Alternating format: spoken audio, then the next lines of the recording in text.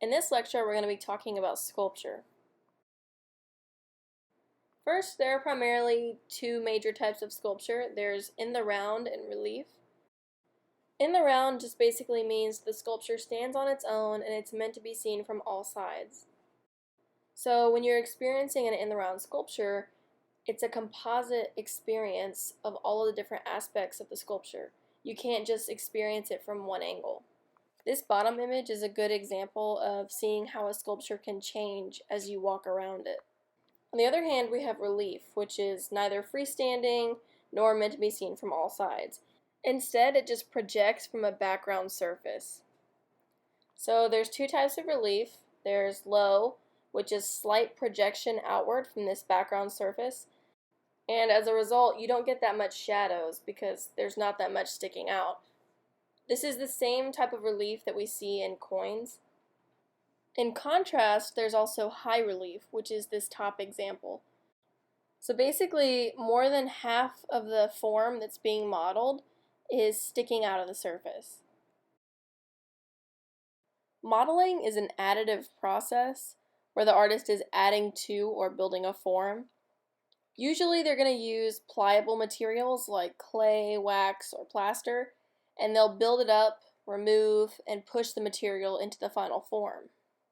Using a soft material like this is really helpful in creating shapes, and it's really easy to manipulate, but it doesn't really have that much support for itself.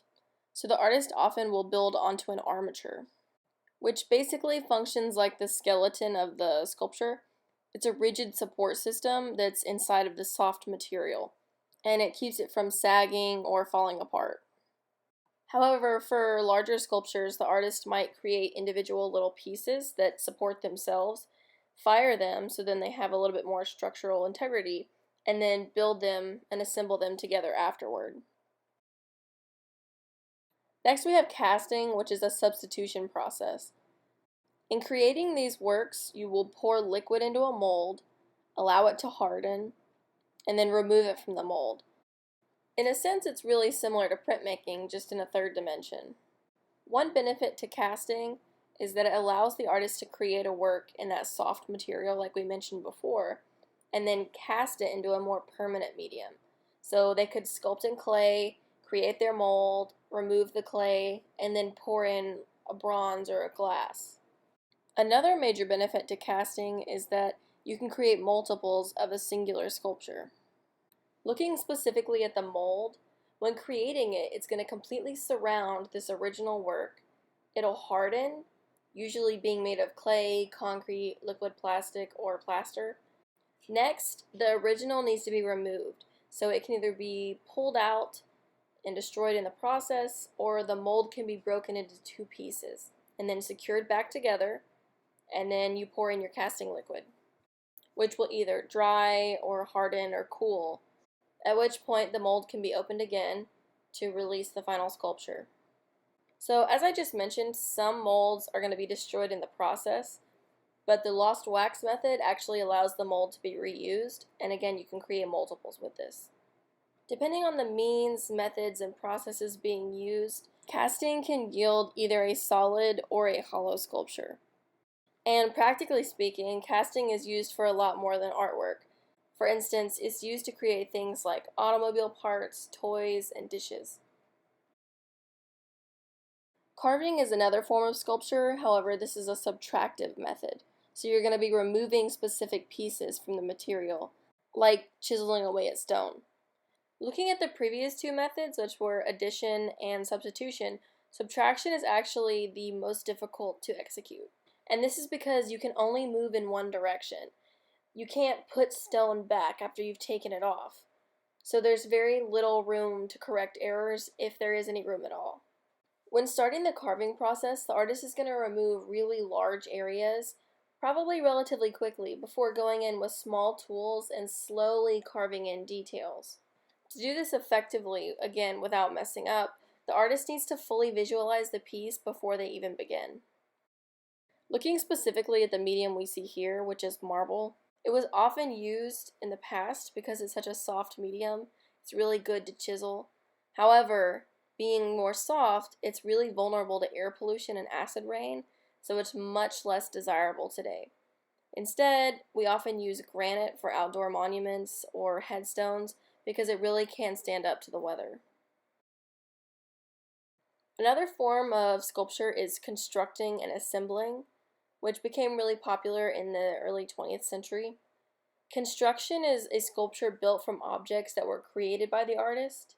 So we see in this right-hand example, the artist created all of the components in the piece. However, this left-hand example is called assemblage.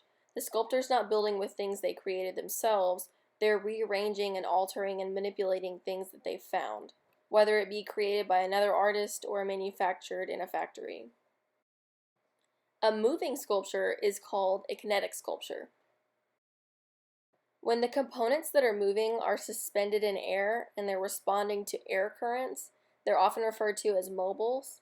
However, some sculptures don't rely on air, electricity, or any other self-sustaining energy. They require participation from the audience in order to power them. The example that we see here is actually activated by engagement with a foot pedal on the ground. Next we have mixed media, which just describes the materials used. So, as its name suggests, you are literally mixing media, or you're just creating a work using a variety of media. In talking about these works, you'll either see them listed as mixed media, or the artist will list out all the materials used. Oftentimes, when you see it listed out, the materials are a bit more important because the artist really wanted to make sure you knew what they were. If it says mixed media, it's probably not as important, unless it's really obvious what material was used. Mixed media sculptures can include elements that are two-dimensional, three-dimensional, or even a mix of both. Some sculptures are actually installations or site-specific artwork. They're a little different from sculptures. So an installation is an artwork that is not finished until it is arranged in the location. In these works, the artist treats the entire space as the work of art and transforms the environment. When an installation is created for particularly one location, that's called a site-specific installation. Both of the examples here are site-specific installations. The one on the left is string strung from the ceiling to the floor. The one on the right is actually a real crack in the floor of the museum. So on one hand, we have an object that's being installed. These strings are being installed. But on the other, you have an alteration to the actual physical space of the museum. Both are considered installations. Next, we're going to look at some contemporary artists who are primarily working in sculptures. As usual, I'm going to go pretty fast, but please feel free to research more. All of their work deserves more time than I'm about to give it, but I want to make sure you are exposed to a lot of different kinds of work, and then you could really research what you're interested in. This work is created by an American sculpture, installation, performance, and video artist. She is examining her identity as a black woman using materials associated with African art and referencing history. Another American sculptor, this artist works in large scale with minimalist forms, using primarily industrial materials, leaving the material evident. The artist focuses on the physicality and the size and material of his sculptures. This American sculptor primarily does casting and focuses on hyperrealism. She depicts normal people doing mundane things in relaxed poses. By casting live models, painting the sculpture diligently, and then dressing them in real clothes, the sculptures become very illusionistic. This British sculptor uses primarily paper. The artist focuses on intermingling the fields of science, nature, and art, utilizing a naturalistic style and botanical forms.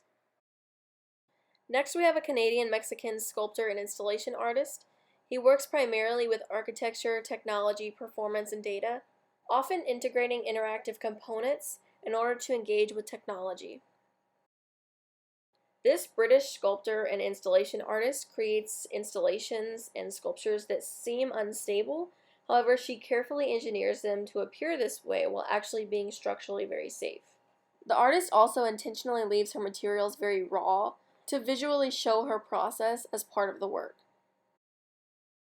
This Vietnamese-American sculptor often uses bright neon colors and dripping forms in order to investigate dichotomies like the organic and the inorganic, in addition to attraction and repulsion.